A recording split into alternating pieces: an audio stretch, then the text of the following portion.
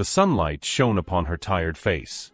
Her body felt unusually heavy, her limbs sluggish as if she had been submerged in water for hours. A dull ache throbbed at the back of her head, and a weighty fog filled her mind. Gradually she opened her eyes gently and allowed it to adjust to the light in her surroundings. Turning her head to the side, she squeezed her eyes shut. Her surroundings gradually came into focus, revealing a room she didn't recognize. The cream-colored walls, the faint scent of unfamiliar cologne, and the neatly arranged but foreign decoration sent her senses into disarray. Where am I?" she mumbled under her breath, her voice hoarse and dry like cracked earth. Panic trickled into her chest, slow at first but growing steadily stronger with every passing second. As you enjoy another intriguing story from Folktale Podcast, please don't forget to hit the subscribe button and share your highlight in the comments section. Your feedback keeps the tales alive. Her breathing became shallow as her eyes darted around the room, scanning for something, anything familiar. Her gaze fell on the quilt draped across her body. With a furrowed brow, she gripped its edge and pulled it aside. Her heart stopped. Her breath hitched. Her bare skin greeted her eyes like an unwelcome revelation. She was naked, completely exposed beneath the quilt. Her mind froze for a moment, stunned into disbelief. Then it hit her like a crashing wave. Her pulse began to race as her fingers trembled over her bare skin.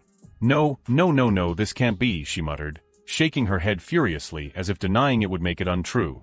Desperation surged through her as she sat up abruptly. Her hands roamed over her body in search of an explanation. Her heart hammered against her chest as the realization sank in like poison. Her fingers brushed against her neck, and she flinched. A red, tender mark adorned her skin, a hickey. Her heart pounded louder, deafening her thoughts. Her gaze shifted to the bed, and there it was, the unmistakable red stain against the white bedsheet. Her breath came in short, shallow bursts as the truth crashed down on her like a boulder. No, please no." Her voice trembled, tears threatening to spill from her eyes. Her body quivered uncontrollably, gripped by a storm of fear, rage, and betrayal. Her mind replayed the events of the previous night. She strained to remember, but her memory was fragmented like a broken mirror. The pieces didn't fit together. She remembered Tiana, her sister, guiding her into a room. Her mind drew a blank after that. Flashes of darkness. Whispers. Then nothing. Her stomach twisted into knots. Her eyes grew wide with dread. I was drugged, she thought, while rising in her throat. I was drugged and taken. Her hands shot to her head, gripping her hair as if to pull out the confusion. I'm married, she whispered in horror, her eyes glistening with unshed tears. I'm married. Lu Jingli, my husband. How do I explain this? How do I tell him? Her voice broke, and a sob escaped her lips. She pressed her palm against her mouth to stifle the sound, her body racked with silent, heaving sobs. Trembling, she rose to her feet. Her legs felt like jelly, but she forced them to move.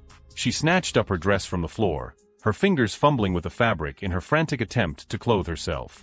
She wanted to run. She needed to run. Her heart screamed at her to get out of this place. Just as she fastened her dress halfway, the door creaked open. Her blood ran cold. She spun around to face the door, her breath caught in her throat. The moment her eyes landed on the figures at the entrance, her heart shattered into a million pieces. It was him. Lu Jingli. Her husband. But he wasn't alone. Beside him stood two familiar figures, his mother, Lu Cherry, and Tiana, her own sister. The betrayal of seeing them together was like a dagger to her chest. They stood there with smug, satisfied expressions. Her eyes flickered between them, and her heart screamed for her to speak, to demand an explanation, but her voice had died in her throat. Lu Cherry's sharp, cold voice sliced through the air like a blade. That's right, she's been taken. Take the photos of the blood-stained bedsheet. We need every shred of evidence. Teresa froze in disbelief. Her lips parted as she blinked in shock. Photos? Evidence? What are they doing? Her eyes shifted to Tiana, whose face lit up with a twisted smile of glee.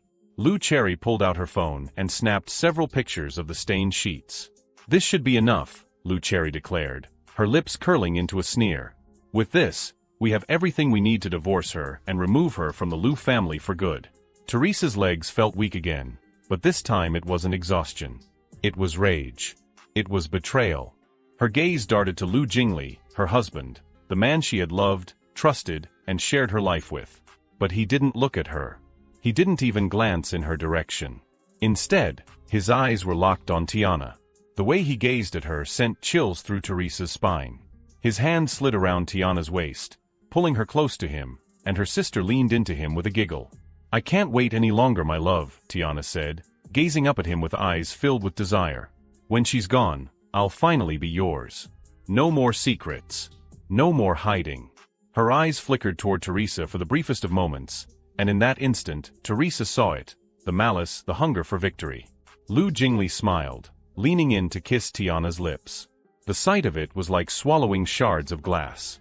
His next words were spoken softly, but they thundered in Teresa's ears like a war drum. "Don't worry, my love. She'll be gone soon. I'll be free to marry you."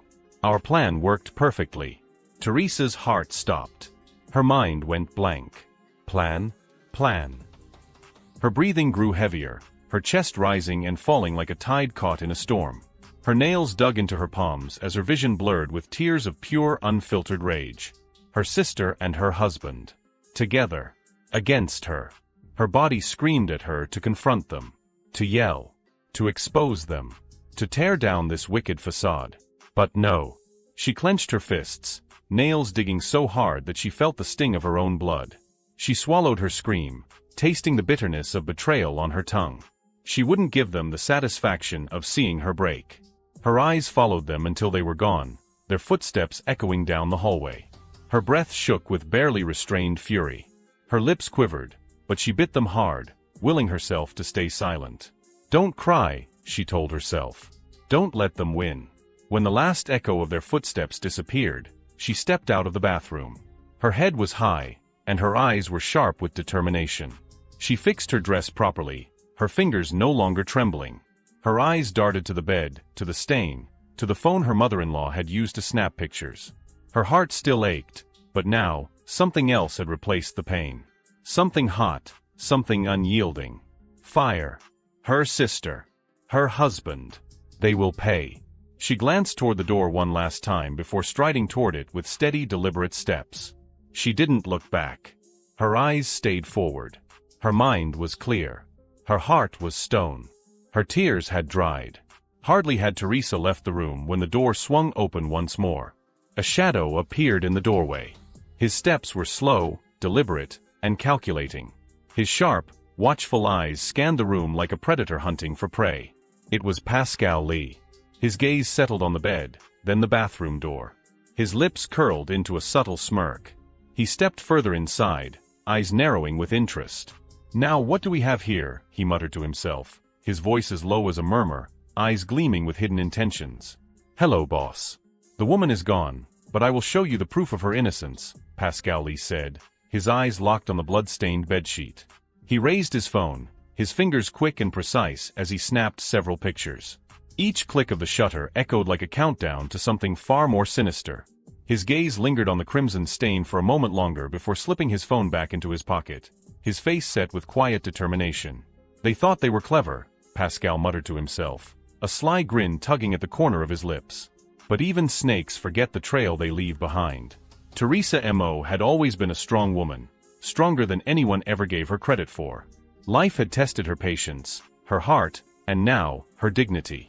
Her marriage to Lu Jingli was never born from love. It was an arrangement between families, a deal inked with cold signatures rather than warm affection. 4 months. That's how long she had been trapped in this loveless marriage. Their agreement had been simple: let's get to know each other before we make things intimate. It wasn't romantic, but it was practical. She accepted it. She respected it. She believed he would too. But she never imagined that beneath his calm facade, there was a storm of deception brewing. Even without love, she had upheld her role as his wife with dignity. She honored her vows. Yet, for all her devotion, she was met with betrayal. To think that Tiana, her own blood, her own sister, had conspired with him to destroy her. It made her stomach churn with disgust. Her mind was plagued with these thoughts as she sat quietly in the back of the taxi. The driver glanced at her once or twice through the rearview mirror, but he said nothing. Perhaps he recognized the look of someone trying to piece together the broken shards of their world. She leaned her head against the window, watching the cityscape blur past her like a dream fading from memory. When she finally reached home, she stepped out of the car and moved toward the house with slow, deliberate steps. Each step echoed in her heart like the countdown to something she knew she couldn't avoid. The moment she entered the living room, the air changed. Whore. The voice was sharp, venomous, and filled with hatred. Her head snapped in the direction of the voice, her eyes narrowing at the sight of Lou Cherry, her mother-in-law, seated with her arms folded like a queen on her throne. Her glare was fierce enough to pierce steel. You still have no shame, do you? And yet you had the audacity to bring those miserable feet of yours back into this house. Lou Cherry spat, her lips curling with disdain. Teresa's fists clenched at her sides, but she said nothing. A married woman sneaking around at night to warm another man's bed, Lou Jingli added, his voice thunderous as he descended the staircase like a predator stalking its prey. His face twisted with mock outrage. You dare to step foot into this house after disgracing me? His voice echoed off the walls, loud and sharp like a whip cracking in the air. Teresa's eyes flickered up to him, her jaw tightening. Hypocrite, she thought bitterly, her eyes burning with defiance. Her gaze stayed on him, unblinking. You're a disgusting woman, Lou Jingli sneered as he approached her, his eyes filled with contempt. This marriage is over. I can't pretend anymore. I won't turn a blind eye to what you've done. You're nothing but a filthy, cheap woman who throws herself at any man who gives her a second glance. His words stabbed at her heart like knives, but this time, she did not cower. Her eyes were sharp now, her voice low and cold. What right do you have to call me cheap? She said, her words as steady as a blade. Was it not you who drugged me? What kind of man drugs his own wife to stage a scandal against her? If you wanted a divorce, you could have said so. But instead, you hatched this vile plan with my sister. Her words struck like thunderclaps. For a brief moment, the room fell silent. Lou Jingli's eyes widened with shock. How did you?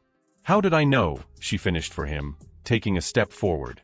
Her eyes never left his. You thought I wouldn't figure it out? You thought I wouldn't see through you and Tiana? You're not as clever as you think, Lou Jingli. His face contorted with rage. His pride had been wounded, his lies exposed. How dare you accuse my son without proof, you shameless tramp? Lou Cherry barked, rising to her feet like a feral beast. Her eyes blazed with fury. You should be on your knees begging for forgiveness, not running your filthy mouth. You've already humiliated us all. If you know what's good for you, sign the divorce papers quietly and leave. If not, I promise you, I'll make your life a living hell. A hell worse than the one I'm living now. Teresa shot back, her voice as calm as a still ocean before a storm. Lou Jingli's patience snapped. Sign the papers, Teresa. Sign them and leave. Otherwise, I swear, you'll regret it. He pointed toward the coffee table, where a set of pristine white papers sat in full view, a pen placed neatly beside them like bait in a trap. Teresa's gaze flickered toward it, but didn't linger. She turned away, her feet moving toward the stairs with quiet resolve. She didn't have to waste her words. Her silence was louder than any argument. Her steps were steady as she climbed the staircase, but just as she reached the top, she felt it. A hand grabbed a fistful of her hair and yanked her backward. Ah, she cried out, her scalp burning with sharp pain as she was pulled down. Her hands shot to her head, trying to loosen the grip, but Lou Cherry was relentless. Where do you think you're going, you wretched thing? My son doesn't want you anymore. You're just leftovers. Lou Cherry's grip tightened, twisting her hair with brutal precision. Let me go. Teresa shouted, but her strength was waning. The room spun around her like a merry-go-round gone wild. Her breath came in short, sharp gasps as she struggled to free herself. Her vision blurred, her strength failing. Her body had been through too much. My son won't wait on another man's leftovers. Lou Cherry hissed into her ear, yanking her head to the side. You will leave, one way or another. Her nails dug into Lou Cherry's hand, her fingers desperate to break free. But her body betrayed her. Her knees buckled, and everything tilted. She heard the sound of something heavy hitting the ground. Her head spun, darkness closing in from all sides. Her heartbeat echoed like a fading drum. Her vision narrowed to a pinprick of light before everything went black. 3 days later. Her eyelids felt like they were made of stone. Her head felt as if it had been smashed with a hammer. Her lips were dry, her throat parched. Slowly, her eyes fluttered open. Bright lights. White ceiling. Sterile walls. The beeping of a heart monitor echoed nearby. She blinked several times, her mind slow to process what she was seeing. Her gaze shifted to her arm. An IV drip was attached, feeding cool liquid into her veins. She was in a hospital. Her lips quivered as memories flashed in her mind. Lou Cherry. The stairs. The fall. The darkness. Her heart thumped faster, panic bubbling inside her. Her hands clutched the hospital sheets tightly, her knuckles turning white. She turned her head, looking around the room. She was alone. No Lou Jingley. No stepmother. No one. Her eyes filled with tears. The weight of loneliness settled over her like a suffocating blanket. Her heart ached. Her chest burned with rage and sorrow. They left me here. Alone. She wiped her tears away, but they kept falling. Her stepmother's voice echoed in her head. Marry him. It's for the good of the family. Her nails dug into the sheets. I never had a choice, did I? The door opened.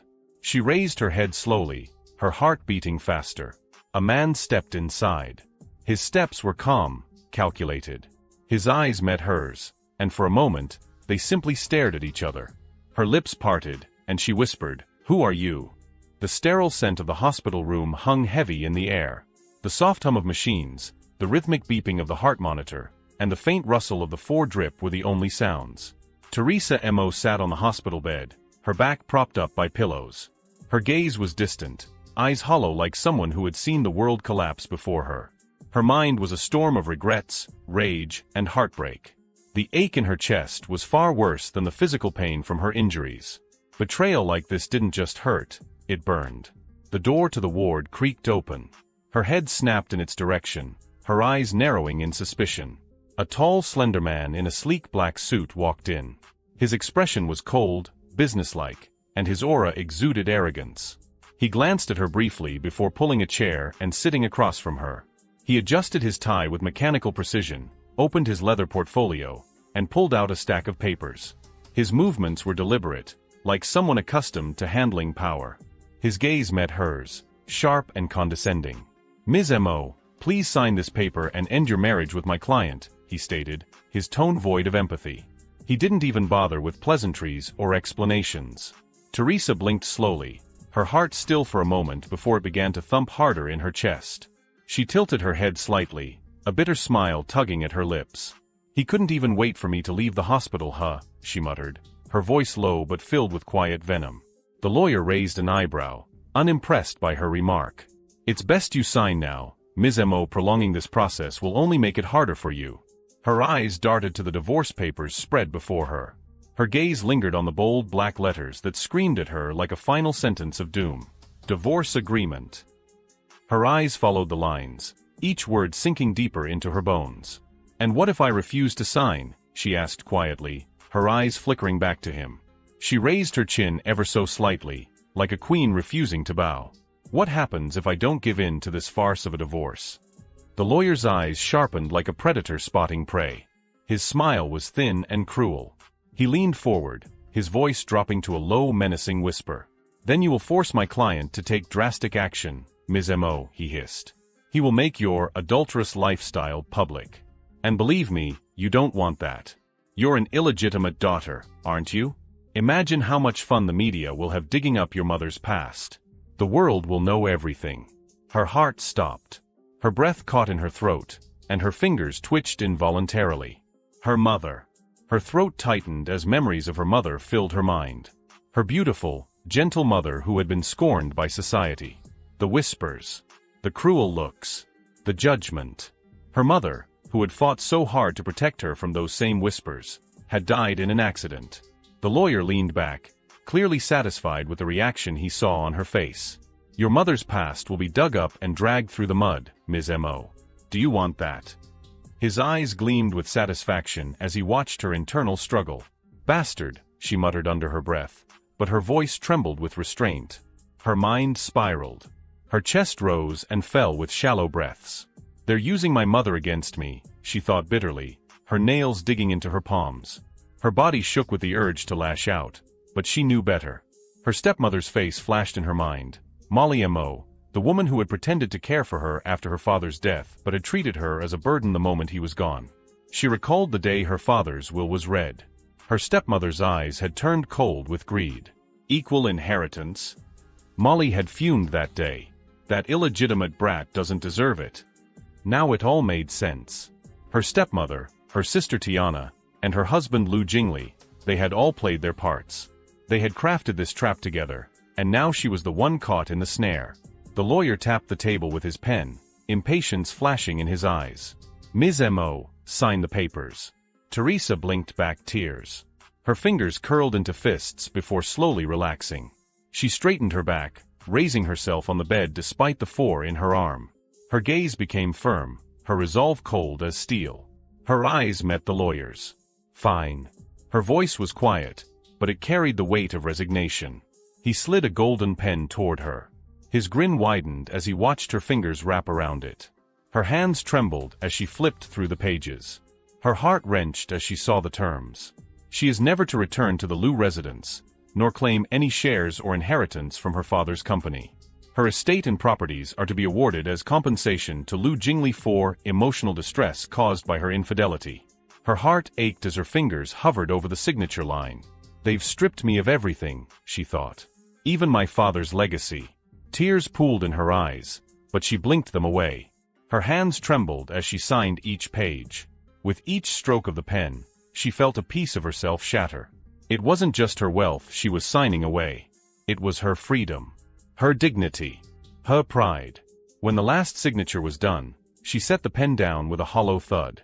Her eyes were empty, her heart numb. The lawyer collected the papers, flipping through them with practiced ease. He tucked them neatly back into his portfolio, his face a mask of professionalism. I wish you a great life, Ms. Mo. Oh, and have a good day, he said with a mock smile as he stood and walked toward the door. The moment he left, the dam broke. Tears fell in an unending stream, hot and relentless. She covered her face, her shoulders shaking with sobs. Her whole life had crumbled in a matter of days. No family, no husband, no inheritance. She had nothing left but the clothes on her back. Where is my home? Who are my people? She thought bitterly. Where do I go now? Her tears soaked the hospital sheets, her sobs muffled by her hands. She didn't know how long she cried, but she didn't care. She had lost everything. Outside the hospital, the lawyer entered a sleek, tinted car. The familiar faces of Lu Jingli and Tiana Mo greeted him. The lawyer smirked. She signed after I threatened her with her mother's past, he said smugly, tossing the papers into Lu Jingli's lap. Lu Jingli glanced at the papers and chuckled, his eyes gleaming with satisfaction. I knew you'd get it done. I'll add 10% to your fee. The lawyer's grin widened. Pleasure doing business, Mr. Lu. Lu Jingli leaned back in his seat, his arm draped around Tiana, his fingers running through her hair. Finally, I'm free from that prison of a marriage. What a joke. That girl disgusted me from the start. You're the best, baby, Tiana purred, placing her head on his shoulder. Her hand snaked around his arm as she gazed at him with hungry eyes. Their lips met in a slow, passionate kiss as the car's engine roared to life. The chauffeur drove them away, leaving the hospital behind like a memory they would soon forget. 2 days later, Teresa was still in the hospital, sitting on the edge of her bed, looking out the window. No one had come to see her. No one called. She ate takeout with the little money she had left. But her phone was still there. She was thankful for that. She transferred every last penny from her main account to a secret account she had set up months ago. She had no doubt that Lu Jingli would try to strip her of everything, so she acted preemptively. With her bills paid, she got discharged. She had nowhere to go except her stepmother's house. It was technically her father's house too. They think they've broken me, she thought as she stepped outside into the sun. But I'm still standing. Her eyes gleamed with quiet determination. They'll regret not burying me when they had the chance. She boarded a taxi and told him the address to drive her to. She can vouch for her stepmother. She wouldn't be in support of what her daughter had done. Teresa Mo leaned her head against the cool glass of the taxi window, her eyes gazing blankly at the passing buildings. Each street blurred into the next, but she barely noticed. Her thoughts were far away, tangled in a web of regret, pain, and the faint flicker of hope. Her fingers rested on her lap, fidgeting with the hem of her dress. Her heart was heavy, and her eyes were raw from crying. Every bump in the road jolted her, but none as much as the ache in her soul. Her life had crumbled before her eyes, and yet somehow, she was still breathing. The streetlights flashed past in streaks of gold, and with each passing light, she replayed the faces of the people who betrayed her, Lu Jingli, Tiana Mo, and to some extent Molly Mo, her stepmother. But she believed, deep down, that Molly wouldn't support what had happened. After all, it was Molly Mo who had forced her into that marriage. Surely, she would be furious to learn that Tiana had conspired to break it apart. If nothing else, her pride won't allow her to tolerate it, Teresa thought, her lips pressing into a thin line. Her gaze shifted to her hands, her fingers curling into fists. You forced me to marry that man, Molly. Now your perfect daughter has ruined it. Let's see what you'll do about it. It wasn't hope she clung to, it was cold, bitter resolve. The driver glanced at her from the rearview mirror. She hadn't spoken a word since giving him the address. Her face was drawn, her eyes filled with quiet suffering. Another soul fighting an unseen battle, he thought, shaking his head. He slowed the taxi as he approached the address she had given him. The house loomed at the end of the street, an elegant two-story home with a perfectly manicured lawn and a wrought iron gate that spoke of wealth and control. The kind of house that whispered, "Power lives here." The driver tapped his fingers on the steering wheel before turning to her. "Ma'am, we're here," he said in a clear but gentle tone. She didn't respond. Her eyes were fixed on something distant, her mind far from the present moment. Her lips parted slightly, and her brows furrowed in deep thought. "Ma'am, we're here," he repeated, louder this time, and even pressed the horn lightly. The sound startled her like a slap to the face. She blinked rapidly, her head snapping up as her eyes darted around in confusion. "Oh, I'm sorry," she muttered, rubbing at her eyes with the back of her hand. Her fingers brushed away the wet trails of tears on her cheeks. The driver watched her with quiet understanding. Her pain was written all over her face. She reached for her purse and pulled out the fare, handing it to him with shaky hands. He glanced at her for a moment longer, then sighed. "Ma'am," he said softly, his eyes filled with sincerity. "I don't know what you're going through, but whatever it is, just know this, it will pass. Be strong. Don't lose hope. Time has a way of healing even the deepest wounds." His words hung in the air like a gentle lullaby. For the first time in a long while, she felt seen. Her lips trembled as she offered a small, fragile smile. "Thank you," she said, her voice barely above a whisper. "Keep the change." The driver nodded, his smile small but genuine. "Take care, ma'am," he said before driving away, leaving her standing on the sidewalk in front of the house. Teresa stood there for a moment, unmoving. Her eyes lifted to the house in front of her. It was supposed to be home, but it suddenly felt so foreign. Her heart wavered. She hadn't expected to feel this way. Her fingers brushed over the folds of her dress, wrinkling the fabric as doubt crept into her mind. Her gaze lingered on the front door. Her feet felt rooted to the ground. What if I'm wrong? What if Molly Mo sides with them? What if I walk into another trap? But where else could she go? She had no husband, no money, no family she could trust. This house was as much her father's as it was Molly's. She had every right to be here. "You have nowhere else to go, Teresa," she told herself firmly. "Stand tall. If they push you, you push back." She took a step forward. Her heart beat faster with every step she took toward the front door. Her palms were clammy, and her breathing shallow. Her fingers brushed against the doorknob, cold against her skin. Then she heard it. Voices. Her entire body froze. Her heart stopped mid-beat, and she pressed her ear against the door. The voices were muffled, but the familiar tones were clear. "She signed it, didn't she? Tell me she signed it." That was Molly Mo's voice. Her tone was urgent, sharp, and filled with greed. Teresa's brows furrowed as she strained to hear more. "Of course she signed it, Mother," came the smooth, self-assured voice of Tiana Mo. Her voice was like sugar-coated poison, sweet but deadly. She had no choice. The lawyer threatened to expose her mother's past, and that was all it took. She crumbled like a house of cards. Laughter. Cold, sharp, and cruel laughter. "Foolish girl," Molly sneered. "She's too much like her mother, soft, weak, and always willing to sacrifice everything for people who don't deserve it. No wonder she was so easy to manipulate." Teresa's heart clenched so hard it felt like it might burst. Her fingers gripped the doorknob as rage surged through her veins. Her breathing grew shallow as the realization struck her like lightning. They were in on it. All of them. Her stepmother, her sister, and her husband. Her blood boiled. Her nails dug into her palms so hard she drew blood. "And now the house is ours," Molly continued, her voice thick with satisfaction. "No inheritance for her. No property. No wealth. She walks away with nothing. Just like I always wanted." "Don't worry, Mother," Tiana added, her voice practically dripping with smugness. "She won't last long out there. A woman like her with no money, no power, and no allies? She'll end up on the streets." "Good," Molly replied coldly. "That's where she belongs." Teresa felt something break inside her, not her heart, but something deeper. It was the final clean snap of every string of loyalty, love, and family she had ever clung to. She gritted her teeth so hard it hurt, her breath shaky with the effort to stay calm. Her stepmother. Her sister. Her husband. They had taken everything from her, her marriage, her money, her dignity, and now her home. She had walked into a lion's den, thinking she'd find refuge. But lions don't offer mercy to the wounded. They devour them. Her hands shook, but she didn't let herself cry this time. She had no more tears for them. Her heart was turning to stone, piece by piece, and with every breath she took, her resolve grew stronger. "I will not break," she thought, her eyes sharp with cold fury. "Not for them. Never for them." Her fingers released the doorknob, and she took a step back.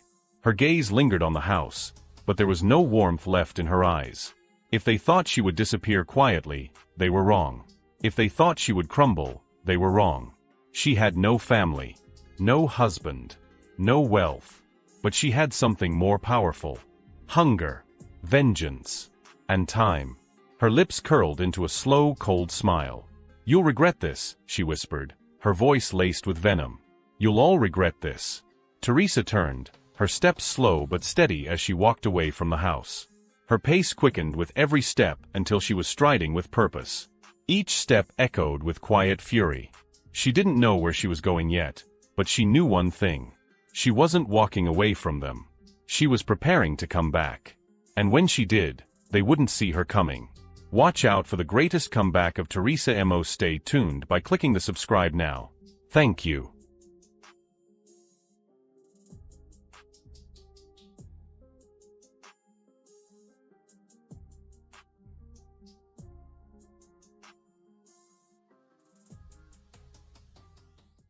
The first snow of November blanketed the city of Jackaster in a quiet stillness, the air sharp with icy breath. In the hospital corridor, a weary and anxious Michael Campbell paced back and forth. Moments later, seeing the doctor come out of the ward, he hurried over and asked urgently, "Doctor, how is my grandmother doing?" The doctor, a man in his late 50s with thinning hair, closed the door and shook his head gently. He sighed and said, "It's hard to say if she can make it through the night. I'll prescribe some analgesics to be injected every 3 hours to make her last moments as peaceful as possible." Michael felt a wave of dizziness wash over him. His legs gave out on him, and he leaned against the wall for support. After a long pause, he removed his glasses and wiped the tears from his eyes. Summoning the courage, he walked into the ward. Josephine had just received a dose of analgesics and was lying peacefully in bed with an oxygen tube hooked to her. She squinted at him with a kind smile and asked, "Michael, where's Emily?" It seemed that she knew her time was near as she wanted to see her granddaughter-in-law one last time. Holding back tears, Michael sat on a stool by the bed and forced a smile. "Granny, she's probably busy filming today." Josephine clasped his hand with her cold, unchanging hands and said, "It's good that she's busy. Michael, call her for me. I want to talk to her. I'm afraid I won't make it." "Don't say that. You'll live to be 100. Michael squeezed her hand, but seeing the determined look in her eyes, he reluctantly took out his phone and called Emily Summers. "Sorry, the number you dialed is currently unavailable." Michael frowned and said to Josephine, "Forget it, she's really busy." "Granny, are you hungry? I'll get you something to eat." In response, Josephine closed her cloudy eyes. Parting her pale lips, she murmured, "I want your homemade eggs, Pomodoro." The hospital wasn't far from home. It was just a 10-minute drive. After a moment of contemplation, Michael called a nurse to give instructions, then hurried home in his second-hand Skoda. In the underground parking lot, Michael parked the car and opened the door, only to see Emily's figure in the distance. Near a white Land Rover, Emily was tightly embracing a man in a suit, crying her eyes out. Michael's heart skipped a beat, and he froze. He knew the man, Emily's childhood friend and her first crush, Benjamin Goodman. 3 years ago, for some unknown reason, Benjamin had cruelly abandoned Emily and gone abroad alone. During that time, Emily was a wreck. It was said that women were most vulnerable to love when they were at their weakest, and that's how Michael, her lapdog, managed to marry her. Michael knew Emily had someone she couldn't forget, but he believed no heart was too cold to warm. But now, Benjamin gently patted Emily's back, comforting her. "Emmy, 3 years ago, I thought my illness was incurable. Going to Etheria was just a gamble. I thought I would die sooner or later. That's why I left you. You don't know how much it hurt me to push away the girl I loved the most. I sincerely wished you'd find someone who loved you more than I did." Emily cried out, "How could you be so selfish and foolish? Ben, I've missed you every moment of these 3 years. I knew you had a reason for leaving. Please, don't ever leave me again." Benjamin caressed Emily's cheek, his eyes full of affection. "Silly girl, I won't leave again. I know you don't love that Campbell guy, right?" Emily hesitated, then bit her lip. Before she could respond, her gaze fell on Michael, who was approaching slowly. "Let her go." Benjamin instinctively released Emily and turned around. He was surprised to see Michael. Following that, he smirked, provocatively wrapping his arm around Emily's waist. Emily stiffened slightly and hesitated. In the end, she removed Benjamin's hand and walked toward Michael but was unable to meet his eyes. "Michael, did you see everything?" "I'm not blind." Michael's face was expressionless. He took a deep breath and said, "Come with me to the hospital." Benjamin stepped forward and scrutinized Michael's outdated attire. With a half-smile, he spoke up. "You must be Michael. I remember you used to chase after Emily in high school. You were just as shabby then, like a country bumpkin. Looks like you haven't changed." Michael stared at Emily and repeated, "Come with me to the hospital. Granny wants to talk to you." Emily frowned and was about to speak when Benjamin interrupted. "Michael, you should know about my relationship with Emily. And you should know she never really has feelings for you." With that, Benjamin took out a checkbook from his pocket, tore off a check, and handed it to Michael. His tone was sincere but mocking. "Thank you for taking care of her these past 2 years. Fill in any amount you want as my token of gratitude." Unable to bear it any longer, Michael shoved Benjamin and yelled, "Did I say I was talking to you?" The latter stumbled, his back colliding with the hood of the Land Rover. At once, he clutched his chest, his face contorted with pain. Emily's eyes widened, and she pushed Michael away. "Michael, what are you doing? He's not well. Can you take responsibility if something happens?" she exclaimed, clearly agitated. She hurriedly helped Benjamin up. "Ben, are you okay?" Benjamin breathed heavily. His lips were clamped tightly shut, and it appeared as though he was enduring intense pain. "I'm fine. I'm fine." "How can you say you're fine? I'll take you to the hospital." Emily struggled to get Benjamin into the passenger seat. As she walked around to the driver's side, she glared at Michael. "Get lost. I don't want to see you." Michael clenched his fists and said, "Emily, I'll say it one more time. Come with me to the hospital. Granny isn't going to make it." His last sentence was cut off by the closing car door.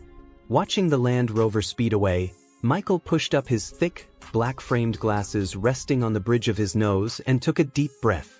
Then, he allowed a bitter smile to form on his lips. Forget it, forget it. Michael had always deluded himself into thinking he could win her over with his efforts.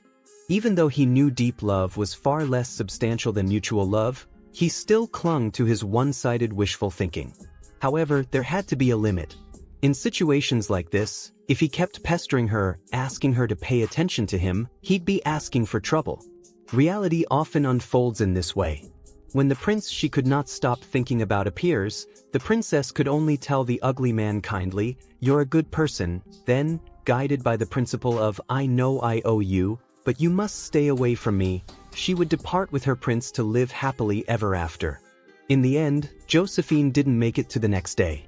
At 11:30 in the evening, she peacefully passed away. The older generation always valued the concept of returning to one's roots. According to tradition, Michael hired a funeral home's car to take her back to her rural hometown overnight. Upon hearing the news, neighbors came to help.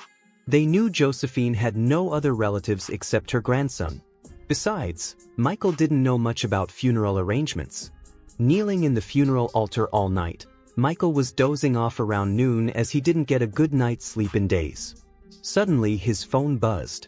He pulled it out to find a WhatsApp message from someone saved as Alexis, containing 4 screenshots and a message: "Should I make him disappear?" The screenshots included 2 paparazzi photos of Emily and Benjamin walking hand in hand. The other 2 were comments from netizens. One comment read, "Is Emily going to announce her relationship?" Another read, "Congrats. I heard the guy is a wealthy heir." The following comment read, "Isn't it normal for actresses to go after rich guys these days? What's the big deal?" Emily was now a top-tier celebrity. It was quite normal for paparazzi to follow her around the clock. As for why no one questioned her infidelity, it was because her marriage to Michael was a secret to avoid affecting her career. As it turned out, true love would never hinder one's career. Michael rubbed his temples and replied to Alexis, "Don't do anything." He put his phone away. Just then, someone called from outside the funeral altar, "Anyone there?" Michael quickly gave a polite bow. When he stood up, he saw a big, burly man in a suit coming to pay respects. It was Bartholomew. Easily over 200 pounds, Bartholomew couldn't button his suit, and his belly pushed against his thighs as he gave a deep bow. He looked quite comical. After paying his respects, Bartholomew shuffled over to Michael and secretly handed him a phone expressionlessly. Like 2 spies meeting secretly, he whispered, "Someone wants to talk to you. No matter who I am, someone's on the other end of the line, so just answer it." Michael skeptically glared at Bartholomew's face and slowly took the phone. "Hello. Michael." The voice on the other end was one Michael knew all too well. "It's me, your dad." Michael was somewhat surprised, then he smiled faintly. "Oh, you're still alive? The heavens must be blind." Bartholomew's face turned green. There was a moment of silence on the other end, followed by a sigh. "Sometimes I wonder if you're really my son. Why are you so sarcastic?" Michael snorted coldly, "Aaron, even though my granny was your 3rd wife's mother, she was still your mother-in-law. If you have any decency, come pay your respects." The man, whose frown could send shivers down the spines of business people all over Jackaster, seemed unperturbed and chuckled. "Let Bartholomew do it for me. I'm a bit inconvenient at the moment." Michael pursed his lips and looked askance at Bartholomew. "He said you need to bow 800 times before you can leave." Bartholomew was speechless. Aaron laughed aloud. Even though he hadn't seen his illegitimate son in over a decade, he knew Michael's character all too well. After laughing for a bit, his tone suddenly became serious. "Let's talk business, Michael. 2 years ago, when you first returned to the country, I wanted you to rejoin the Campbell family. But you said you wanted to take care of your granny, so I didn't press you. Now that she's passed, isn't it time for you to come back?" The Campbell family was the top family in Jackaster. However, Michael was completely indifferent to this wealth. "Go back and do what? Help you kick the bucket? Are you almost there?" Bartholomew lost his footing and ended up stumbling to the ground. "Michael, I know you hate me, but now is not the time to be stubborn. You are my only son. Your grandfather's health is deteriorating day by day, and I think... So, you want me to come back and help you fight for the inheritance? Are you already eager to replace that old codger?" "Ha," Michael interrupted coldly, "don't forget, I'm just an illegitimate child. I have neither the qualifications nor the interest." There was another long silence on the other end. Aaron suddenly said, "Don't think I don't know that you've been investigating that matter all these years." Michael's pupils shrank instantly, but he quickly regained his composure and asked in a low voice, "What else do you know?" "Son, no matter what, I'm still your father. You've been hiding for 10 years. That can fool others, but not me. By the way, I just saw the news. Your little wife seems to be running off with someone else? Son, those foolish romantic notions are only pursued by the lower class. You shouldn't be making such a rookie mistake. There's no woman in this world that money can't buy. I've prepared a grand gift for you, the most beautiful woman in Jackaster. Do you want her? If you come back, you can marry her immediately. Michael seemed uninterested in Jackaster's most beautiful woman and merely mocked, lower class? Well, Aaron, in some ways, you're not even human. Enough with the insults. Leave me some dignity, you little brat. The opportunity only comes once. I'll give you a week to think about it. Oh, and a reminder, the Campbell family is vast and well-connected, which might help with what you're investigating. I hate to burst your bubble, but with your current abilities, you might never find out the truth in this lifetime. Michael fell silent, pondering for a long time before gritting his teeth. He responded, Aaron, don't you want to know the truth about what happened back then? Sometimes, I really want to cut open your chest to see if you have a heart. Aaron chuckled lightly and reminded heartlessly, don't forget, you have a week. Time waits for no one. Then the call was cut off. In a fit of rage, Michael flung his phone onto the ground. His eyes were bloodshot, but a hint of moistness began to emerge within his eyes. Bartholomew looked at the shattered phone and wanted to say, why the H*L are you smashing my phone when you're angry? However, seeing Michael's murderous expression, he swallowed his words and continued paying his respects to the dead.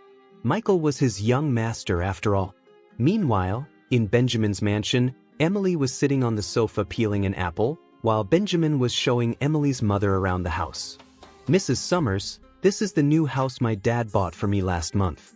He plans for me to use it for my wedding. If you don't mind, you can move in today. Oh, how can I accept that? Olivia Johansson feigned reluctance, but her gaze was full of approval for Benjamin. Benjamin was not only handsome and tall but also came from a wealthy family. His parents were prominent businesspeople, making him a perfect match in any mother-in-law's eyes. Benjamin smiled. Mrs. Summers, you and my parents are old acquaintances. Besides, Emmy and I have always been in love. It's only natural for you to move in. Olivia laughed heartily and walked over to Emily. She instructed, Emily, call that loser and tell him to come over. You two should get a divorce today. I was against you being with him from the start, but you seem to be bewitched, claiming he was caring, gentle, and considerate. Realizing she might have said too much, Olivia quickly stopped talking. After an awkward pause, she looked at Benjamin. Ben, don't worry. Nothing happened between Emily and that loser. I guarantee it with my honor. Mom. Emily frowned, displeased. What are you talking about? Perhaps even she didn't know why she ended up with Michael in the first place. Women often have two choices, to pursue the man they love or to settle for the one who loves them. Emily's strong-willed nature naturally led her to the first choice. Alas, that choice brought heartbreak and dissatisfaction. So, she settled for the second choice. And now, her first choice was back. The misunderstanding that had caused Benjamin to abandon her 3 years ago was resolved, and the man who had loved her unconditionally was destined to lose. Here, have an apple. Emily got up and handed the peeled apple to Benjamin, her gaze affectionate. Truth be told, Emily's looks, figure, and temperament were top-notch. She could drive any man crazy. Years ago, some bored and influential young heirs in Jackaster created a beauty ranking updated each season.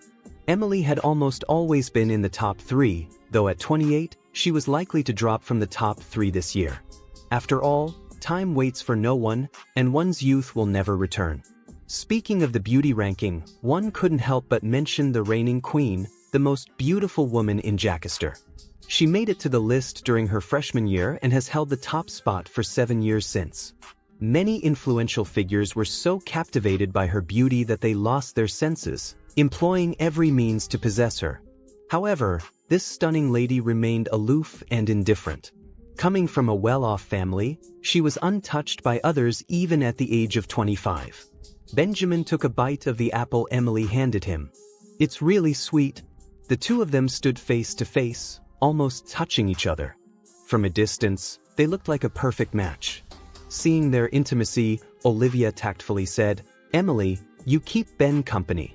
I'll make some dishes, and we can have a reunion dinner to celebrate Ben's recovery and your reconciliation." As Olivia went into the kitchen, Benjamin naturally hugged Emily and leaned in to kiss her. However, Emily subconsciously turned her face away and said shyly, "Ben, don't. I haven't divorced Michael yet." A cold glint flashed in Benjamin's eyes, but he remained gentle. "Okay, I respect your wishes. Emmy, you should meet him soon and finalize the divorce. I can't wait to marry you." Emily nodded gently. "Okay." In the afternoon, Michael went door to door to express his thanks to the neighbors. Since he was carrying out a funeral, he couldn't enter the homes. Thus, he simply bowed at the door and handed each person a monetary gift as a token of gratitude. In the evening, just after he finished dinner, Emily called him.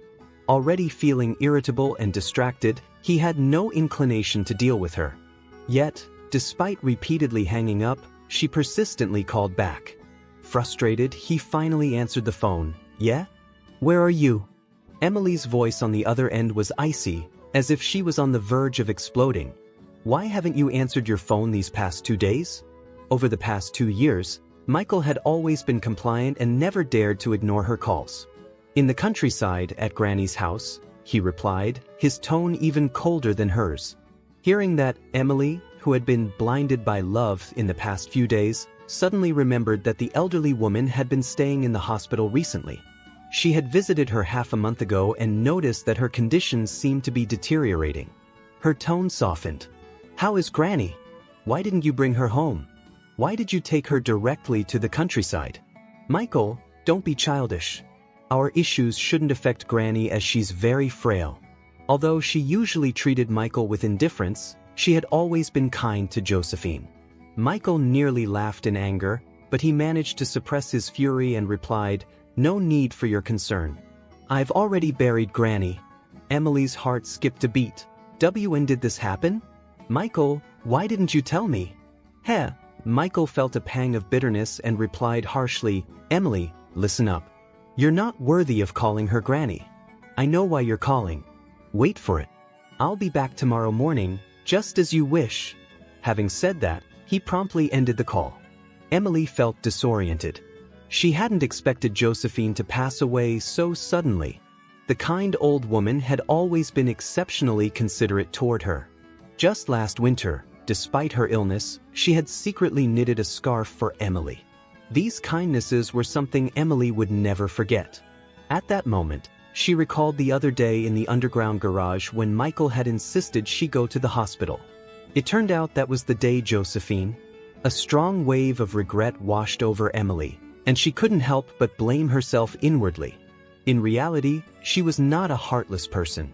Over the past 2 years, besides her grandmother, Chu Yuxuan's meticulous care for her had always left her feeling guilty. But in the end, guilt was just guilt. It couldn't be considered love. Now, she was determined to be with Benjamin. This divorce was inevitable. At worst, she would give Michael more money, considering it as her compensation. She remembered when she first met Michael, in her early days of middle school. Back then, his attire and demeanor had the aura of a young noble. Back then, he didn't wear glasses, and his handsome features were just beginning to emerge. He was one of the tallest in the class, with long legs, elegant fingers, and a fair, delicate neck that always drew attention from the young girls. They would cover their mouths in excitement and gossip about him after he walked by. However, within a semester, he seemed to lose that air of wealth and became ordinary. By the second semester of grade 11, Michael had seemingly vanished for 7 or 8 years, only to reappear 2 years ago as an Uber driver. Emily never inquired about his past. Even when he was in a good mood and mentioned old times, Michael always remained silent, as if he had done something shameful during his disappearance. In Emily's mind, Michael was a handsome but useless man who lacked money. The next day, Michael returned to his house in the city early in the morning. The house was quiet, and the master bedroom door was open, indicating that Emily wasn't home. Michael didn't care where she was. He took out the divorce agreement he prepared yesterday from his bag and signed his name with a flourish, then placed it on the coffee table in the living room. He then packed his and Josephine's belongings into a suitcase. As he was getting ready to leave, he heard the sound of the door code being entered. Click. The door opened, and Emily walked in with Benjamin and Olivia, chatting and laughing. Their harmonious atmosphere made them look like a family. When Emily saw Michael standing in the living room, her smile vanished, replaced by a guilty expression. On the other hand, Benjamin smirked provocatively. He pulled Emily closer by the waist and tilted his head, giving Michael a look. Olivia reacted most strongly, pointing at Michael and yelling, "You useless piece of trash! You finally showed up? Do you think you can avoid the divorce by ignoring our calls? Oh, Benjamin, can you change the door code? I don't want some broke loser sneaking in at night to steal." "Mom, stop saying that." Emily scolded her mother, then turned to Michael. Her gaze was evasive as she was unsure of what to say. Michael was well acquainted with his mother-in-law's sharp tongue and didn't bother responding. He looked at Emily coldly and said, "The divorce agreement is on the coffee table. Today is Saturday, so the city hall isn't open. Pick a time and call me when you're free. I'll come over to finalize the divorce." After a pause, Michael added, "Don't keep me waiting too long." "Divorce agreement?" Olivia rushed to the coffee table. Picking up the paper, "You broke loser. You must be demanding a fortune, right? Let me tell you, you can dream about leaving with nothing?" Olivia was incredulous, glaring at Michael suspiciously. "What kind of trick are you playing now?" Emily's face was grim. Although Michael's decisiveness was what she wanted, she couldn't help but feel a bit lost. She had expected Michael to show some reluctance, even if it meant throwing a tantrum. Now, his cold and indifferent demeanor made him seem like a stranger, deepening her guilt. "Michael, I know you love me, but I can't miss out on Ben. It's my fault, and I apologize to you and Granny. You don't have to leave with nothing. How about this house? I find it filthy." Michael interrupted coldly, picking up his suitcase to leave. Benjamin seemed to be stung by the word filthy. He pushed Michael away and scowled. "Watch your mouth, Michael. Have you ever considered what you are? Don't you realize she's out of your league? Ha!" With that, he pulled out a wad of checks and handed one to Michael. "Fill in whatever amount you want. Just stay away from our Emily." Emily opened her mouth, wanting to stop Benjamin's insult to Michael. However, before she could speak, Michael took the check. With a devilish smile, he responded, "I'll go ahead and do that." Truly, a worthless piece of trash, Emily thought to herself. The next second, she saw Michael writing zero after zero on the check. 1 billion? Benjamin raised an eyebrow and mocked, "Have you gone mad?" "Ha!" Michael sneered, crumpling the check and tossing it on the floor. As he walked out, he muttered, "Pathetic?" In the basement, Michael paused by a trash can. He removed the thick black-framed glasses with no prescription and threw them away. Just as he got into his car, his phone buzzed with a message from Alexis. "Did he push you with his left hand?" "I'll cut it off tonight." Michael felt a throbbing in his temples. He raised his hand to rub them, then promptly made a voice call. The other party answered swiftly. "Alex, are you that idle lately? You're stalking and peeping on me? Your eyesight is good enough to see from the opposite building?" There was silence before a low voice replied, "Binoculars?" Michael rolled his eyes. "Do what you're supposed to do. Don't act recklessly. Remember, my family might still be watching me." "But are you going back to the Campbell family?" Michael exhaled, looking at his reflection in the rearview mirror. He affirmed, "Yes." Michael Campbell drove through the snow-covered streets of Jackaster, his gaze fixed firmly on the road ahead. The city's towering skyline loomed in the distance, cold and indifferent, much like the people he'd just left behind.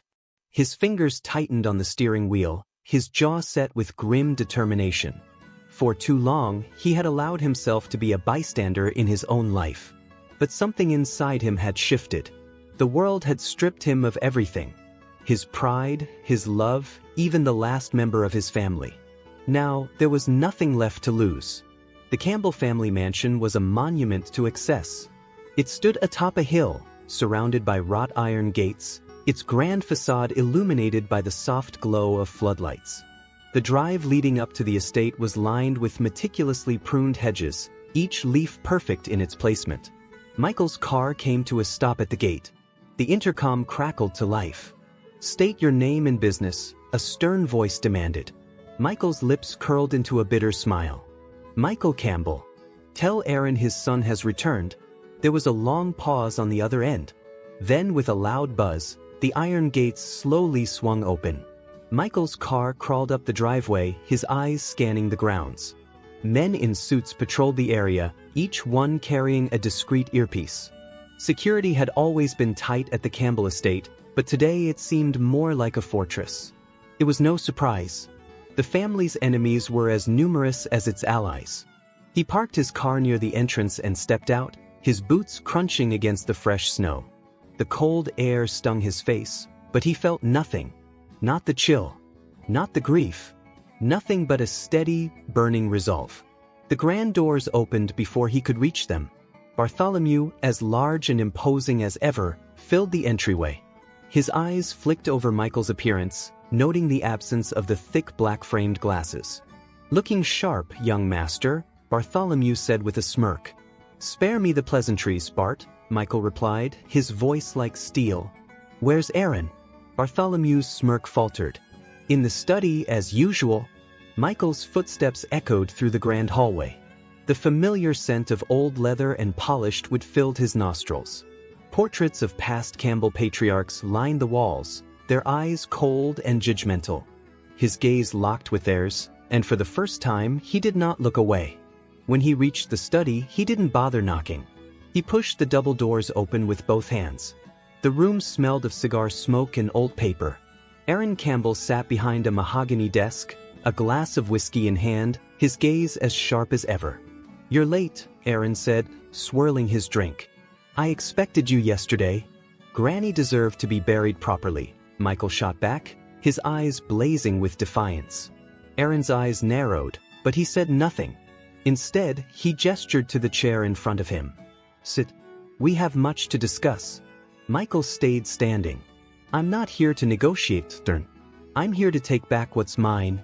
A cold, humorless laugh escaped Aaron's lips. "Yours? You've been away too long, boy. This world isn't kind to those who dream." "Then it's a good thing I'm done dreaming," Michael said, stepping forward. "I've seen what's out there. I've seen betrayal, greed, and the rot that comes from power unchecked.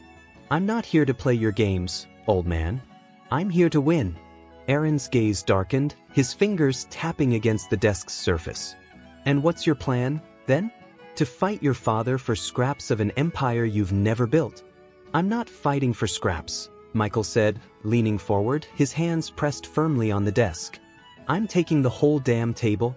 Aaron's eyes locked with Michael's, the tension between them thick enough to cut with a blade. The room seemed to shrink, the heavy silence wrapping around them like a shroud. "Bold words for a boy who's been gone for years," Aaron muttered, his eyes narrowing with a predatory glint. "But words alone don't win wars, Michael." Michael's gaze was as sharp as broken glass. "No, but strategy does." He straightened, turning toward the door. "Consider this your only warning, Aaron. Next time we're in this room, it won't be as father and son. It'll be as opponents." He stepped toward the door, his pace unhurried, his back unyielding. As his hand grasped the handle, he paused, glancing over his shoulder. His eyes were filled with a cold fire that could burn down empires. "Enjoy the view while you still have it." With that, he opened the door and walked out, leaving Aaron alone with his whiskey, his reflection flickering in the amber liquid like a ghost of his own making. To be continued.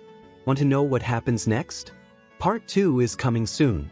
Don't miss it. Subscribe now and be the first to uncover the next move in this deadly game of power and vengeance.